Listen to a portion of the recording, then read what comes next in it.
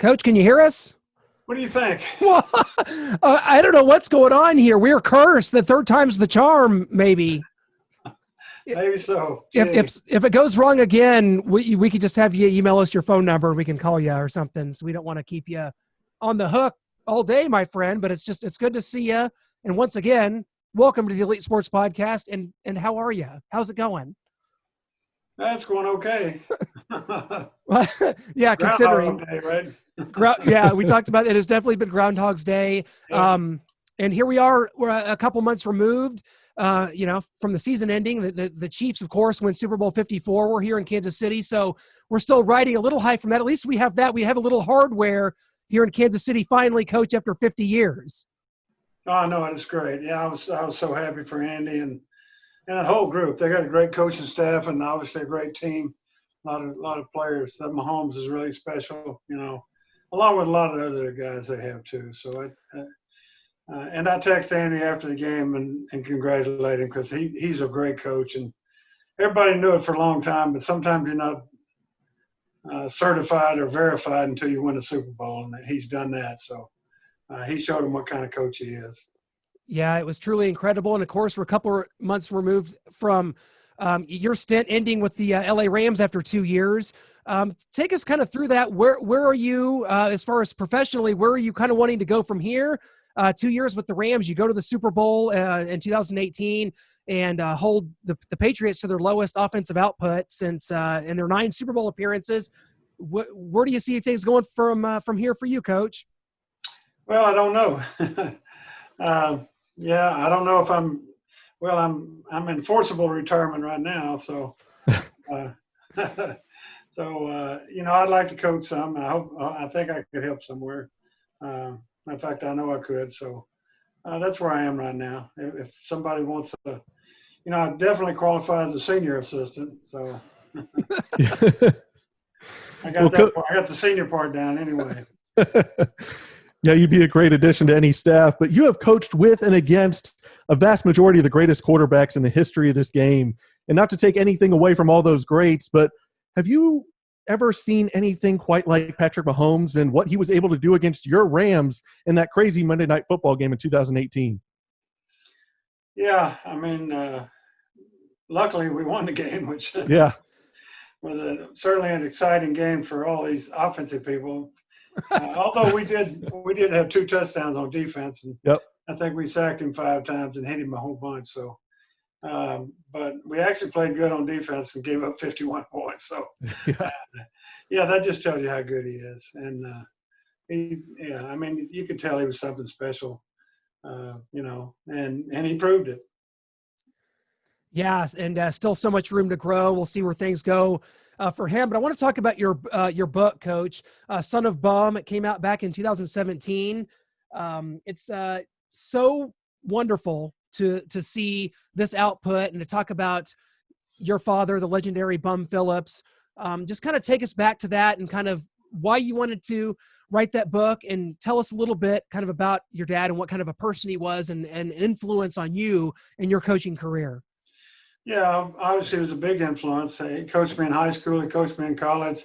I coached for him for 10 years, and he was my dad, and he's my hero. So all of that, and I really, he was a really character, I guess, and I wanted people to remember that, and so I wanted to honor him by writing the book, and I wanted my grandkids and his great grandkids and so forth to kind of know about him. And you just won't see another coach on the sideline in the NFL with a cowboy hat and cowboy boots on, that's for sure.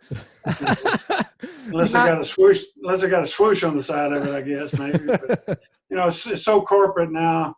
Mm-hmm. We lost that individuality I think we had on the sideline with the Landrys and Bum Phillips and those kind of guys. So I just wanted people to remember him, and he taught me everything about football, obviously, and life. So there's some good lessons in there. People that don't have anything to do like most of us, you want to get in on the NFL a little bit. Well, I've got I got a book about the NFL and about my dad. Yeah, definitely check that out on Amazon. You can get it on an audiobook. You can get the physical copy. It's all there. One quote that I've got to ask you about, which I love this quote that your dad kind of taught you and kind of explained it a little bit. And the quote is simply, "Coaching ain't bitching." What does that mean? Well, that's right. It's not griping about everything. It's, you, you hear so many coaches, griping at a kid or a player or whatever. And, they better look at themselves first, because you're the one teaching them to do those things. So it reflects back on what kind of teacher you are, that they're making mistakes or whatever. And it doesn't help to gripe about it. What you need to do is teach them how to do it in the first place, rather than griping about them afterwards, and that's so many, I say coaches, but, I just see those little league guys that aren't really coaches that they think coaches holler at people all the time and get them to play, and that's not necessarily true. They teach them the things that they need to get done to get better, and that's what coaching is. Yeah, and from 76 to 85, you got your first NFL coaching experience in Houston alongside your dad, the great Bum Phillips. So what was your first taste of the NFL like? And then your first time as a head coach, albeit interim, with the Saints after your dad coached the first 12 games of the 1985 season? Yeah, I mean, it was great coaching with my dad, number one, so and I was really coaching with him, you coached with him and not just for him, Now, I coached for him because I wanted him to do well, like the players. But it was a wonderful experience. I learned a whole lot. We were the first team in the NFL to run the 3-4 defense full time. So he brought some things to the game that,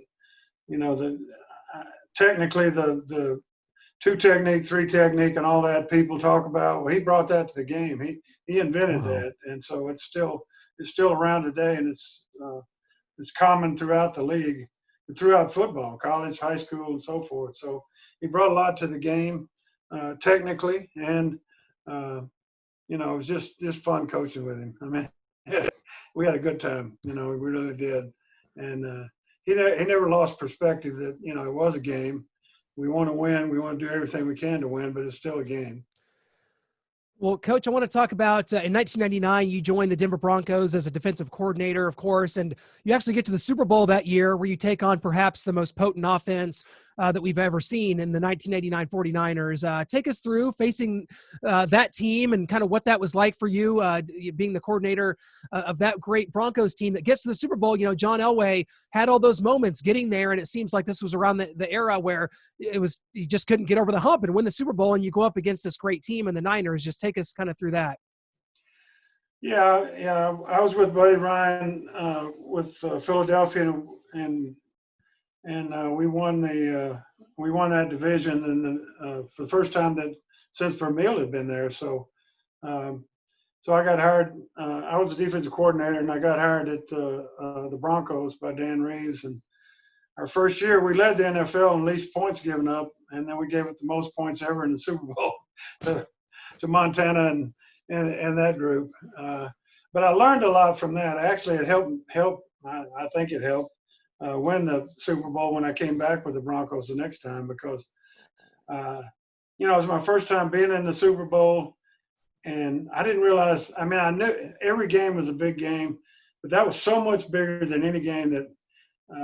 For instance, in the ball game, the first time we had the ball on offense, I remember on the sideline, and John threw a pass, and he threw it short and kind of in the ground. I mean, the guy, I don't know if the guy was open or not, but it wasn't a good throw, and there was a tremendous letdown. I could tell. Oh my God, it was just so low, Mm-hmm. and I realized that game it got so low or so high, more so than any game I'd ever been in. So the next time I went to the Super Bowl, I told the guys, the Broncos, our guys, I said, hey, this is different. It's going to be lower. It's going to be higher. So we need to try to keep an even keel on what happens. And I don't know if it helped or not, but we played pretty good in that game. Yeah, he sure did. That's good advice. But in 1993, you take over as head coach of the Denver Broncos for 2 seasons. And I want to ask you about a very specific game during your tenure there. October 17th, 1994, Montana versus Elway Monday Night Football. Marty Schottenheimer and Joe Montana come in at 0-10 at Mile High before that night. I'll never forget John Elway runs a quarterback draw. You guys go up 28-24 late in the game. You guys had the refs are talking about how you had 10 men on the field. You're over there saying, no, we had 7 on the line of scrimmage. It's legal. Marty's calling for an illegal formation. It was legal. Just take us through that just electric night inside Mile High and your memories of that game. Yeah, you're going to bring up that one, huh? We remember that one. How about the Broncos? How about when we were at the Broncos in 2015 in Kansas City, and they had the game won, and they ran the ball, and we picked up a fumble and ran for a touchdown. No, I don't remember that. Charles fumbled that. Oh yeah, okay. I don't remember that. Yeah, no, actually, we did. We had the guy double covered. We had a double coverage when Montana threw the touchdown to win the game. We doubled the receiver, and they still caught it. So it was one of those games. I've been in a lot of great games. That was a great game too, but it just turned out the other way. And it can when you got a guy like Montana at quarterback. And although John Elway won a lot of games too. Yeah, but Elway did that enough to us, so it was good to do it to him at least once. There you go. Yeah, Coach, of being the defensive coordinator and being a head coach, you were the head coach, including interim, for 6 different NFL franchises, which is unprecedented. I mean, what kind of drove you? I mean, did you have a preference? I mean, a lot of people say that like they're just more comfortable being coordinators, but you kept popping up. You come on to coach the Bills. You were the interim coach for the Falcons at one point. Did you have a preference either way? I mean, did you like leading the franchises, or did you like being able to dial in on the defensive side? Well, I mean, I think I was best at being a defensive coordinator, but the interim jobs I was there, and they let the head coach go, or the head coach retired in my dad's case. And so, basically to help the team, or at least try to keep the team going, I was the one that they picked to finish the season. And I mean, I don't know that anybody's ever been 6 times a head coach in the NFL. And certainly nobody's been fired 6 times as a head coach in the NFL. So I got a couple records there. But I enjoyed it. I mean, I enjoyed being part of the team. Like I say, the reason I was 3 times interim was I was there at the time the head coach left. So, and it's awfully hard to take over at that time. I mean, the reason they're gone is because they're not winning games. Mm-hmm. And I just tried to get the team to play as hard as they could and have pride in themselves and so forth. But it's still probably the toughest job in football. Is not just taking over a team that hadn't won. It's taking over a team that's really not your team and having them finish the season. Yeah, no question about it. And as we look at 1999, you were the head coach of the Buffalo Bills. Of course, you make the playoffs, and Doug Flutie, when he was tremendous that year. But you go with Rob Johnson in the playoffs, which would have worked if not for the Music City Miracle. In hindsight, was Johnson over Phillips the right Johnson over Flutie the right decision? And was it a forward pass? White check to Kevin Dyson? Well, that's in the book too. Yeah, got to read the book. I think the chapter's titled "Music City Mistake." So that says it all. Yeah. No, Doug played great, and actually Rob played great in that game. Put us ahead with 16 seconds left in the game. Yep. So, and actually both of them had played well for us at different times, and usually one of them was hurt and the other one played, and back and forth. But I think till the last year or so, we'd been the last team to be in the playoffs from Buffalo. So we had some pretty good teams there, and when I was a coordinator there, we won in the playoffs, and I don't think they've done that since. So had a pretty good run in Buffalo, and I really enjoyed it. Well, 2004, you joined the San Diego Chargers as defensive coordinator with Marty Schottenheimer as head coach. We actually, here in Kansas City, we made a documentary film for Marty back in 2018 after hearing of his Alzheimer's diagnosis. We were actually able to present the film to him in person at his home in North Carolina. What can you tell us about your time against and then with, in our opinions, one of the greatest coaches in NFL history, Marty Schottenheimer? Yeah, Marty won, 200 games, I think. I mean, I'm sure. I mean, I feel like he should be in the Hall of Fame for certain. Yep. I mean, he was a great leader. Marty was a great leader. And, to do what we did in San Diego now, I mean, was pretty amazing. We had the first pick in the draft, which means you got the worst team in football the year before. So, and we went 12-4 and won the division. And I think Kansas City was in that division, as a matter of fact. I'm not sure. Yeah. But we had a pretty good quarterback at that time. We got rid of him, that Drew Brees guy. I don't know what happened to him, but he was pretty good. LT wasn't bad at running back. And Merriman was a holy terror when he came in too. I know. Against Oakland and Kansas City, he had some big plays. But we and then we went 9-7 the next year. Breeze got hurt, and then we went 14-2, and Marty got fired. So I mean, which was, I mean, unheard of, I guess. And I don't know how that could happen, but it did. So I'd gone to Dallas as the head coach after that season. Then I see in the paper, because I didn't have any idea something like that was going to happen, and Marty gets fired at 14-2. So, but he did a great job wherever he was, and we gave him the game ball when he beat Kansas City in Kansas City, because they hadn't done that in a long, long time. So so that was fun being there with him, and I really enjoyed Marty and his leadership. I mean, he had great leadership skills. Yeah, absolutely. It was tremendous being able to meet him here. Again, it was a couple summers ago, and we're just always hoping the best for Marty as he continues to deal with Alzheimer's.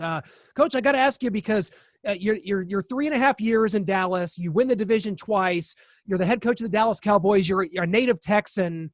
What your dad coaches for the Oilers? What was that like for you personally, being the head coach of the Dallas Cowboys? And you win the division twice. Really could have went to the Super Bowl 07. The Giants on their magical run, where Eli all of a sudden turned into just a holy terror in the playoffs, and he would do it again in 2011. But what was it like for you, and as a native Texan, being able to coach the Cowboys for 3.5 seasons? Yeah, it was great. I mean, I'm from Texas, like you said, and I got to coach for the Oilers. I got to coach for the Cowboys, and I got to coach for the Texans. I'm sure I'm the only one that's ever done that. And it's just family and stuff is closer there. But you pay a lot more for the tickets because they all want to come to every game. So I had 50 people. When we played in Houston and Dallas, and they all think the tickets are free, like college or something. But anyway, Dallas is high profile. I mean, the Cowboys have a lot of great fans, and I'm still, you don't give autographs as much anymore, but people remember me as much from the Cowboys as anywhere I've been. I've been with a whole bunch of teams, but I have a lot of people come up and say, "Hey, Cowboy coach, Wade Phillips, can I have a picture with you?" So, so it's, but it's my home state, and I'm proud of being there, and I'm in Houston right now. What was your time like in Dallas? You've got some personalities there. You've got Jerry Jones. You've got T.O. when you're there, just dealing with those two back and forth. And then the greats, just Tony Romo, DeMarcus Ware, Jason Witten. Yeah, I mean, some great guys. Fond memory, certainly. That 2007 team, I mean, you never know. But, I mean, we beat the Giants twice during the season. And then, Eli had a great game, and they barely beat us in Dallas and then win the Super Bowl. So, I've been with a lot of teams, and, I know how hard it is to get to the Super Bowl, and I've been with some that I could have gotten there. That was probably one of them that could have gotten there for sure. But and Jerry's a great family guy. His whole family's in the organization, so he treats you like what I'm saying. He treats you like family. I mean, he still sends us Christmas presents. Wow. I said, Jerry, I don't need a Christmas present anymore. But he keeps sending them. So but that's the kind of guy he is. Well, I think Noah asked you about Jerry Jones right there, so that I was going to have to be the one to bring up the Broncos Super Bowl 50 victory that you guys had. Thanks for that, Noah. We're going to talk about the Broncos winning the Super Bowl in 2015. You are the NFL Assistant of the Year. The Broncos defense carries the day where Peyton Manning is hurt. Brock Osweiler's coming in for spot duty, and you guys absolutely just wreak terror on the New England Patriots in the AFC Championship game, and then on Cam Newton, an MVP season for him and the Panthers. Just what was that like for you going back to Denver, winning your first Super Bowl? And we're still a little confused as to how it happened here in Kansas City, but we're going to give you the props for that one, Coach. Take us through it. Yeah, I mean, that was an exceptional group. I mean, yeah, we I was out of football for a year, and then luckily Elway and Kubiak got the job, and they hired me there, and we had a great group of guys. I really think one of the best defenses of all time. I mean, yeah, I think we led the league like 19 categories. I mean, it's crazy, how good they were. So. And yeah, our quarterback got hurt. I mean, then we played with Osweiler, and we also beat Roethlisberger in the playoffs too. I mean, so Brady we hit 24 times in the championship game, which was the most. Not Brady had been hit, but the most any quarterback had been hit in one game in like 10 years. I mean, wow. So this was a fantastic group. That they had everything. We had the pass rush, we had the coverage. We led the league in run defense. 3.3 per rush, and obviously pass defense and total defense and everything, sack, everything else. I mean, it was, and then they played that way during the playoffs. And then, to beat Cam and them, I mean, they were on a roll. Now the Panthers were on a roll. When we played them, they scored like 40 points a game in the playoffs, each game, and he was the MVP. So, but our guys just came through. We had a great group, and I was lucky to be there with them. Yeah, you had a great group there. You had a lot of great groups. Talk about some of those greats that you've been able to coach, whether it's Curly Culp, a guy we know well here in Kansas City, Reggie White, Bruce Smith, J.J. Watt, or Aaron Donald, just to name a few of them, Coach. Yeah, that's just a few of them. Mm-hmm. Yeah, Von Miller, DeMarcus Ware. Yeah, oh, yeah. Yeah, we had those guys. Remember them? I think you remember them. So, No. Yeah. My memory's foggy right now. They were in your backfield. So. Too often. Yeah. And actually, I coached, Curly Culp and Elvin Bethea were with the Oilers when I coached with them. Mm-hmm. The guy named Robert Brazil, who also went into the Hall of Fame last year. So those three guys, I was coaching linebackers and coaching Brazil my first year. And then my second year, I coached Culp and Bethea. So I coached three guys that were in the Hall of Fame when I was 27 years old. I thought I was a hell of a coach, man. Everything I asked them to do, they could do. And then I go to New Orleans, and they won one game in the last 2 years, and I found out all those guys couldn't play like those guys. Well, you had Ricky Jackson. Yeah, Ricky Jackson was great too. He was another one that was a tremendous player. So. Bruce Smith was in the best shape of any defensive player I've ever been around. Reggie White was just a fun guy to be around. Just and a the hump great move, person. Huh? And the hump move that he had. Yeah, but he didn't. Yeah, he wanted to run straight over him, and I told him, Reggie, you don't need to run straight over him because it's tougher to get there. So. I said, just take one side. He'd take one side, and when they try to stop him on that side, he'd just throw him out of the way. So, yeah, he made some great plays. And then lately, I mean, Coach J.J. Watt, I mean, what a player, three-time Defensive Player of the Year, and then Aaron Donald's 2-time Defensive Player of the Year. In the last 5 years, we had 57 wins, and so that's pretty good. And I've been in 2 Super Bowls, so that shows you what kind of players I've been around. Well, not only that, and how many players that you've been able to impact as a coach. And we just can't thank you enough for doing this with us. And again, I want to take everyone back to the book. It's called Son of Bum. You can get it on Amazon right now. You can get the Kindle edition, the audiobook, the hardcover. There's even a CD version. And I go back to this because coaching is such a fraternity. It's something that, it impacts lives around you. It impacts your families. And to have had this story, you and your dad, I think it's one of the best stories in sports and in the NFL history to have you guys, and to see how long your career has been, over 40 years now, and what your dad did, Coach. It's truly incredible. So Vic Carucci helped write this book with you. It is tremendous, and I just hope everybody will go check it out, especially now when there's nothing else to do. Go read this book, right? There you go. I like it. I like it. Yeah. And another great thing is my son's coaching, so right. in the NFL. So us and the Shulers are the only 3-generation coaching family, so that's pretty neat. So watch out for him. He's with the Rams right now, but Wes Phillips is going to hopefully be a head coach in this league sometime too. Yeah, no question about it. What do you see this season? There's so much uncertainty. The NFL just said they want to try. They're getting the go-ahead for full, fans in the stands. I know it's not our call, but what do you think the NFL is going to look like? What's football going to look like this year? Well, I don't know. I did see a photograph from the 1918 with the masks. Georgia Tech. Yeah, everybody was wearing a mask. So I wouldn't be surprised that it's going to carry on the same way.